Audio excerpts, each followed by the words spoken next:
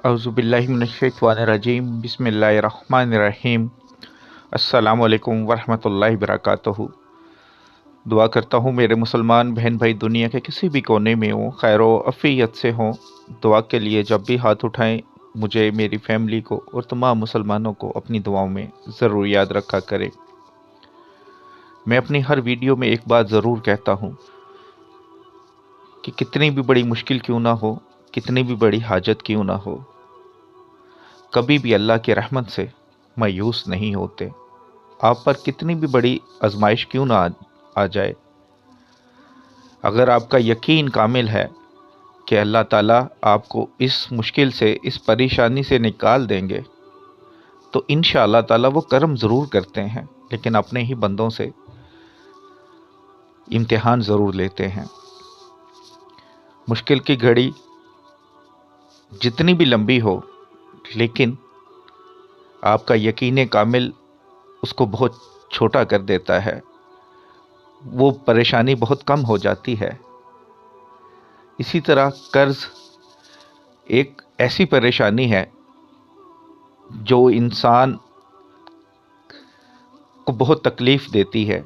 हजूर पाक सल्लल्लाहु अलैहि वसल्लम ने कर्ज़ से पनाह मांगी थी, यानी कि ये उन चंद ऐसी तकलीफ़ों में से है जो मुसलमान होगा, जो जानता है कि कर्ज़ कितनी बड़ी बला है, वो इससे बचने की बहुत ज़्यादा कोशिश करता है।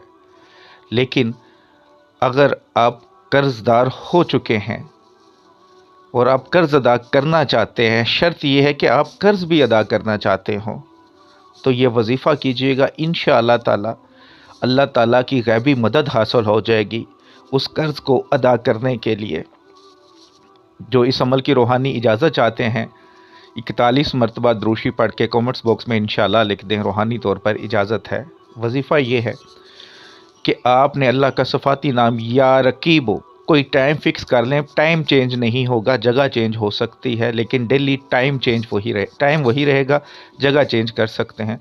तो आपने 5 तस्बीहें यानी कि 500 बार या रकीबो पढ़ना है। अव्वल आखिर 11 बार द्रूशी पढ़ते वक्त बातचीत नहीं करनी, फ़ोन भी यूज़ नहीं करना और गिनती पूरी करनी है, ख़ुद से कमी पेशी नहीं करनी।